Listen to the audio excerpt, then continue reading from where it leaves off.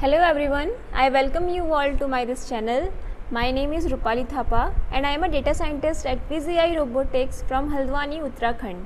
I am sharing my Python series with you all through this channel. So let's start coding with Rupali.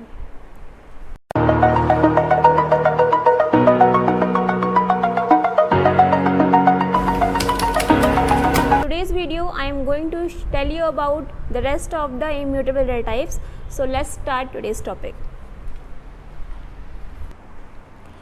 तो fourth जो हमारा data आता है immutable के अंदर उसको हम कहते हैं tuple data type.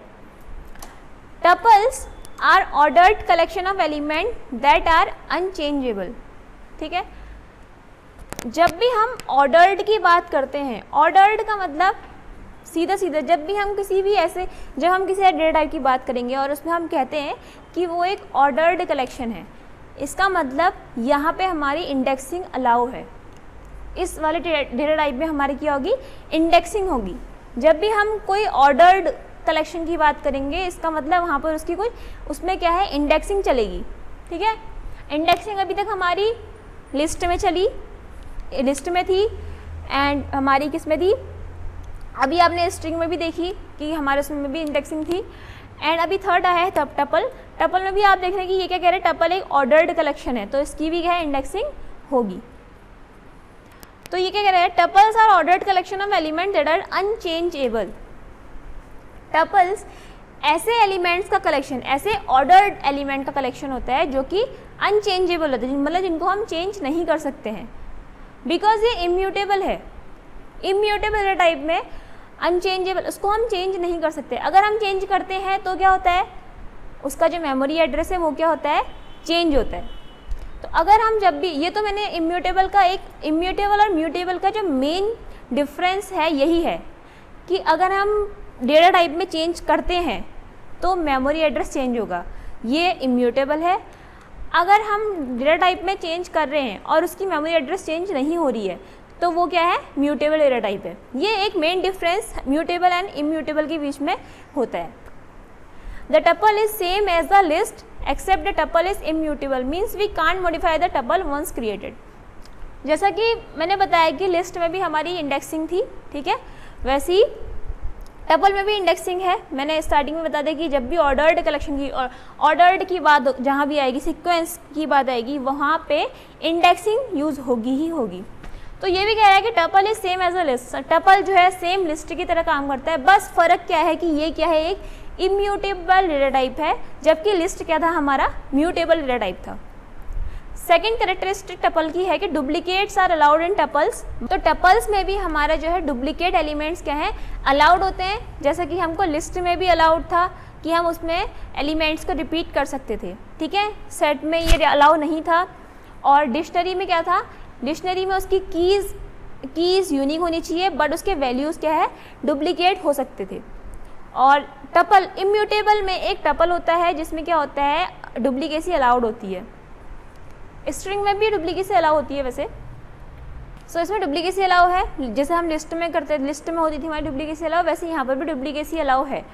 Third characteristic क्या है, थर्ड कैरेक्टरिस्टिक इसका क्या है, आइटरेबल. आइटरेबल मीन्स ये भी एक जो हमारा टपल है वो भी क्या है, एक आइटरेटिव ऑब्जेक्ट है. आइटरेबल का मतलब जो है अभी तक हमने इतने बार यूज़ कर लिया है, तो आइटरेबल का मीनिंग जो है आप धीरे धीरे करके समझ ही गए होंगे. हाँ, इसकी एक कैरेक्टरिस्टिक जो छूट गई, इसकी कैरेक्टरिस्टिक ये होती है कि एक हेट्रोजीनियस होता है. हेट्रोजीनियस मतलब इसमें जो एलिमेंट्स हम यूज़ करेंगे, जितने भी एलिमेंट हम यूज़ करेंगे वो अलग अलग तरह टाइप के डेटा टाइप हम यूज़ कर सकते हैं. लाइक हम इसमें स्ट्रिंग डाल सकते हैं, इंटीजर, और अलग अलग टाइप का डेटा हम इसमें यूज़ कर सकते हैं. ऐसा नहीं है कि हम सेम टाइप का डेटा यूज़ करेंगे, इसमें हम अलग अलग तरीके का डेटा यूज़ कर सकते हैं. तो ये तीन कैरेक्टरिस्टिक हैं हमारे टपल्स की जो डिफाइन करते हैं कि हमारा टपल क्या होता है, इसके अंडर क्या क्या हो सकता है, क्या क्या नहीं हो सकता है. तो टपल जो है आप कह सकते हैं कि थोड़ा लिस्ट की तरह काम करता है. लिस्ट और टपल में एक डिफरेंस ये है कि वो लिस्ट जो है म्यूटेबल टाइप का आता है एंड टपल हमारा इम्यूटेबल टाइप में आ जाता है. तो चलिए इसमें हम इसके जो भी मेथड्स हैं इसको मॉडिफाई करने के, इसको हम एक बार इसमें अप्लाई करते हैं और देखते हैं क्या क्या इसका आउटपुट होता है. अब हम बात करेंगे कि हमारे जो टपल्स होते हैं, टपल टाइप डेटा होता है, वो कैसे हम पहचानेंगे कि ये टपल टाइप डेटा है, मीन्स वो कैसे डिनोट होता है उसकी पहचान। लाइक यहाँ पे हमने एक ए नाम का वेरिएबल ले लिया है और इसके अंदर मैंने मान लीजिए कोई एक इंटीजर डाल देती हूँ, ठीक है, और मैं इसको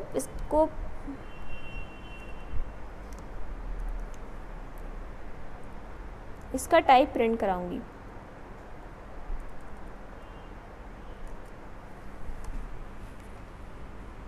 इसका टाइप यहाँ पर अभी क्या दे रहा है, इंट मीन्स इंटीजर। तो अभी क्या है हमारा जो ए वेरिएबल के अंदर जो हमारी वैल्यू स्टोर है 13, वो क्या है, एक इंटीजर टाइप डेटा है। अब इसको हम टपल में कैसे चेंज करें, मीन्स इसको हम टपल में कैसे बना सकते हैं, क्योंकि मैंने बताया कि टपल के अंदर हम अलग अलग टाइप की डेटा यूज़ कर सकते हैं। टपल कंसिस्ट करता है कॉमा, जिस डेटा टाइप में कॉमा आएगा, कॉमा अगर हम यूज़ करते हैं, ये इंटीजर है, इसके साथ मैंने जब कॉमा यूज़ करा, अब इसकी क्लास चेंज हो गई है, अब ये इंटीजर नहीं है, ये क्या है, टपल में कन्वर्ट हो गया है। अब इसका टाइप हमने लिखा ही है, दोबारा इसको रीरन करती हूँ मैं। अब देखिए इसका टाइप क्या आ रहा है, टपल। तो जो टपल होता है वो कंसिस्ट करता है कॉमास, ठीक है। मेन उसकी उसको जो रिप्रेजेंट करता है, वो मेन जो साइन है वो क्या है, कॉमा का।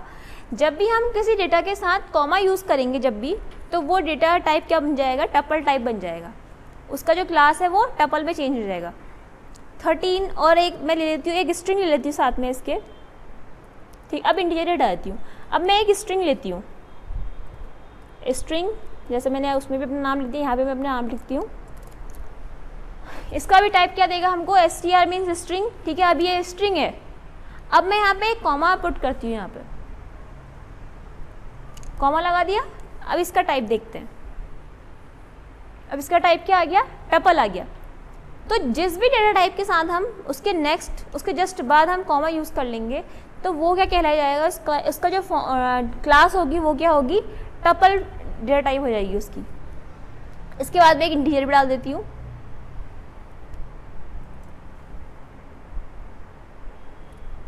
ठीक है। इसका फॉर्म यहाँ पर मैंने कॉमा यूज़ कर दिया और ये क्या बन गया है, अब एक टपल फॉर्म में चेंज हो गया है। तो जो टपल होगा ऑलवेज कंसिस्ट ऑफ कॉमास। तो टपल जो है कोई एक डिफरेंट टाइप फॉर्म नहीं होती है, क्योंकि जैसे इंटीजर में तो हमको पता है कि नंबर होंगे, और स्ट्रिंग में क्या होता है, स्ट्रिंग में भी हम हाँ न्यूमेरिक और अल्फ़ाबेट का यूज़ करते हैं। उसमें तो हम यूज़ करते हैं क्या, कोटेशंस यूज़ करते हैं। वैसे ही टपल भी है, टपल में भी हम न्यूमेरिक भी यूज़ कर सकते हैं, अल्फ़ाबेट भी यूज़ कर सकते हैं, बट उसका जो डिनोट करने वाला साइन है वो क्या है, यहाँ पे कॉमा है। और टपल में क्या यूज़ होता है, हमारा कॉमा का साइन यूज़ होता है, एंड स्ट्रिंग में हमारा कोटेशन मार्क यूज़ होता है उसको स्ट्रिंग में चेंज करने के लिए। तो जैसा कि मैंने बताया कि ये ऑर्डर्ड फॉर्म है और इसमें क्या होती है, हमारी इंडेक्सिंग अलाउड होती है। तो अब हम यहाँ पर इंडेक्सिंग करते हैं इसकी एक बार। टपल्स के जो एलिमेंट्स होते हैं वो हमारा किसके अंडर होते हैं, पैरेंथेसिस वाला ब्रैकेट हम यूज़ करते हैं यहाँ पे, ठीक है। जैसे स्ट्रिंग में तो हम सिर्फ कोटेशंस यूज़ करते हैं, तो वो स्ट्रिंग टाइप बन जाता है। तो जब हम जो एक लिस्ट पूरी मतलब एक कलेक्शन बनाते हैं एलिमेंट्स का टपल के लिए, तो वो किसके अंडर आता है, हमारा पैरेंथेसिस वाले ब्रैकेट के अंदर आता है। इसके अंदर हम ले लें कुछ नंबर ले लेते हैं, ये इंटीजर आ गया, और एक स्ट्रिंग ले लिया हमने रूपाली, ये स्ट्रिंग आ गया। अब एक हम फ्लोट नंबर लेंगे 12.5 कॉमा, एक दूसरा स्ट्रिंग और ले लेते हैं पूजा।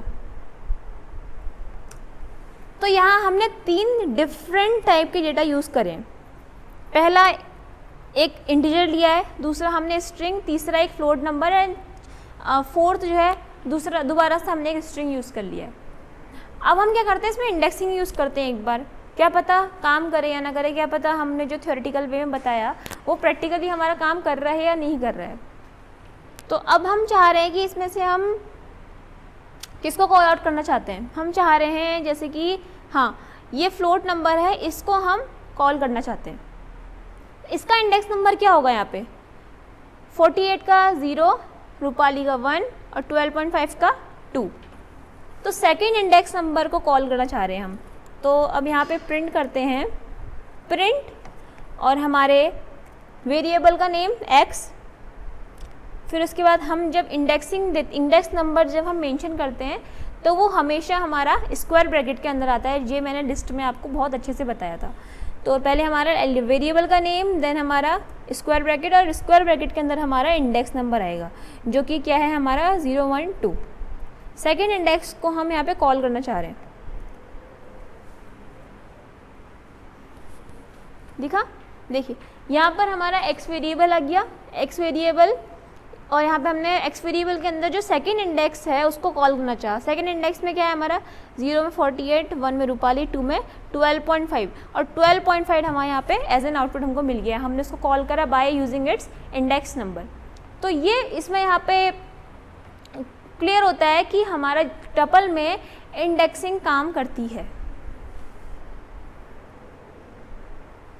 और इस वाले एग्जाम्पल से हम ये भी समझ गए हैं कि हम टपल में डिफरेंट टाइप ऑफ डेटा हम यूज़ कर सकते हैं। दैट्स वाई इसको हम हेट्रोजीनियस कहते हैं, कि हेट्रोजीनियस मतलब अलग अलग तरीके के डेटा यूज़ करना, अलग अलग तरीके के एलिमेंट्स हम यूज़ करते हैं।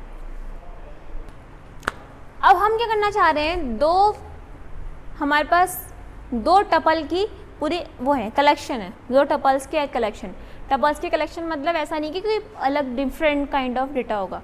टपल्स का कलेक्शन मतलब कुछ भी डेटा हो सकता है अलग अलग फॉर्म में, उसकी कलेक्शन है। एक टपल का नेम है हमारा नंबर टपल, दूसरा है हमारा str टपल मतलब स्ट्रिंग टपल। पहले वाले में हमारे इंटीजर्स हैं 10, 20, और तीसरा क्या है हमारा फ्लोट नंबर है। दूसरे वाले टपल में हमारे 2 स्ट्रिंग है, रितु और रियू। देन हमने एक तीसरा वेरिएबल बनाया,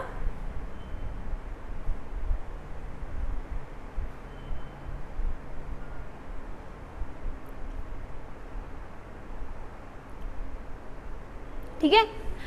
पहले हमने यहाँ पर एक टपल का कलेक्शन बनाया है नंबर टपल, जिसमें हमारे नंबर टाइप के डेटा यूज़ हैं। 2 हमारे इंटीजर्स हैं, एक हमारा फ्लोट नंबर है डेसिमल वाला। दूसरा टपल का कलेक्शन हमने बनाया str टपल, जिसमें हमारे स्ट्रिंग टाइप हैं, क्या है, एक रितु एंड रियू। तीसरा वेरिएबल हमने बनाया है जिसमें हम परफॉर्म करना चाह रहे हैं कि ये दोनों टपल्स का जो कलेक्शन है वो क्या हो जाए, ऐड हो जाए, मर्ज हो जाए। हम उसको पूरा एक ही टपल के एक ही कलेक्शन में रखना चाहते हैं, मर्ज करना चाहते हैं। तो तीसरा वेरिएबल हमने बनाया हेट्रो टपल इक्वल्स पहले टपल का नेम, वो पैरेंथेसिस में ही आएंगे, प्लस दूसरे टपल का नेम, दूसरे टपल के कलेक्शन का नेम। पहले वेरिएबल का नेम क्या था, नंबर टपल, एंड दूसरा क्या है, स्ट्रिंग टपल। इनको हमने प्लस करवाया है इस हेट्रो टपल के अंदर, और इसी हेट्रो टपल को हम प्रिंट करवाएंगे।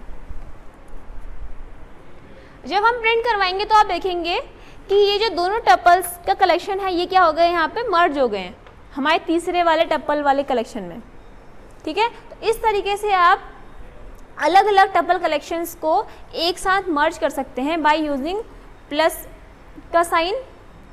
इंडेक्सिंग में हम यूज़ करते हैं एक जो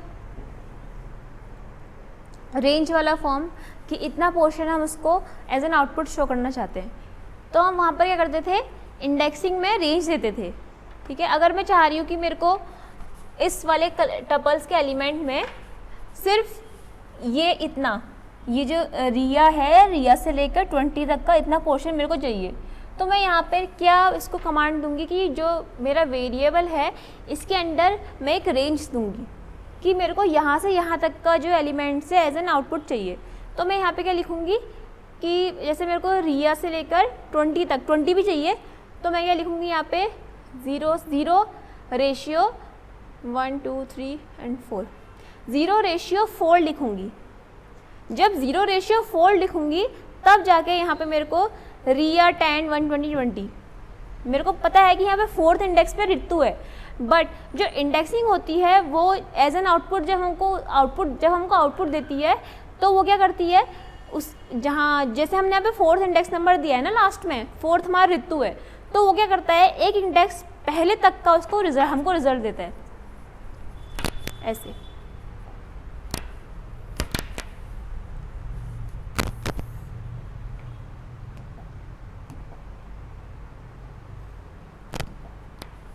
सी हमने यहाँ पर इसको क्या दिया कमांड कि माई टपल्स, मेरे इस वेरिएबल से इंडेक्स 1 से लेकर 4 तक का जितना भी मेरा एलिमेंट उसमें है इस इंडेक्स नंबर के बीच में, इसका इस रेंज में, वो मेरे को एज एन आउटपुट दो। तो ये तो खैर मैंने लिस्ट में बताया था, इसको मैं अगेन एक और बताना चाहूँगी। तो ये हमको आउटपुट में क्या देगा, फर्स्ट इंडेक्स नंबर क्या है 10, ये सेकंड, ये थर्ड एंड ये फोर्थ। मैंने इसको कमांड दी है कि 1 से लेकर 4th वाली रेंज के जितने भी एलिमेंट्स हैं वो मेरे को एज एन आउटपुट दो। अब इसने मेरे को आउटपुट में क्या क्या दिया है, 1 वाला, 2 वाला एंड 3 वाला, बट मैंने यहाँ पर 4th भी दिया था, 4th क्यों नहीं दिया इसने? ठीक है, मैंने यहाँ पर कमांड क्या दी थी 4th तक का देना, तो यहाँ पर मैंने कमांड थी 4th तक का। तो जो इंडेक्स नंबर होता है वो क्या करता है, जो हम लास्ट में इंडेक्स नंबर देते हैं ना इन रेंज में, उसमें क्या होता है, जो लास्ट वाला इंडेक्स नंबर होता है उसको वो आउटपुट में इंक्लूड नहीं करता है, उससे एक स्टेप पहले वाले जितने भी इंडेक्स नंबर होंगे वो वाले एलिमेंट्स हमको एज एन रिजल्ट हमको देता है।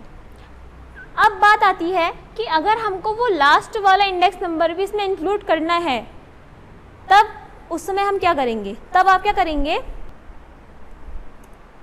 उस कंडीशन में आप क्या करेंगे, उसमें एक इंडेक्स बढ़ा के लिखेंगे। मीन्स 4 तक का हमको चाहिए, 4 भी हमको उसमें इंक्लूड चाहिए, 4th इंडेक्स नंबर भी हमको इंक्लूड चाहिए।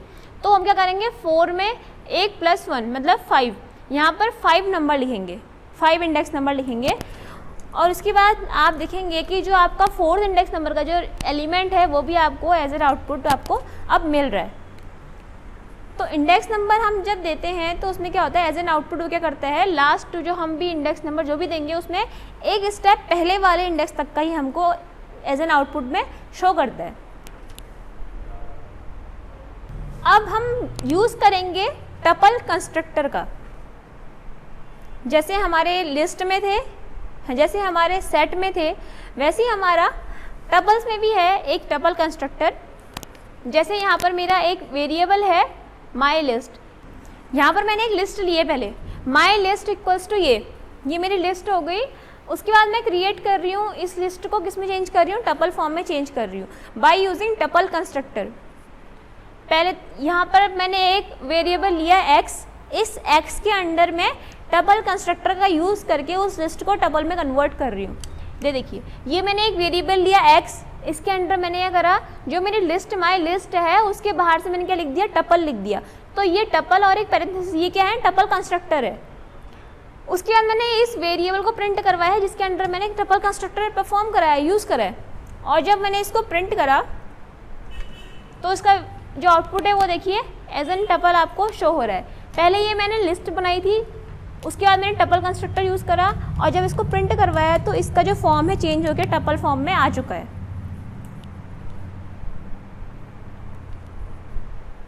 इसके बाद मैंने यह करा, इस टपल को सेट में भी चेंज कर दिया, सेम सेट कंस्ट्रक्टर, फिर लिस्ट कंस्ट्रक्टर, ऐसे हम कंस्ट्रक्टर यूज़ कर करके इनका जो क्लास है, इनका टाइप है, उसको हम चेंज कर सकते हैं। ये बहुत इजी वे होता है किसी भी एक डेटा टाइप का फॉर्म दूसरे डेटा टाइप के फॉर्म में चेंज करने के लिए।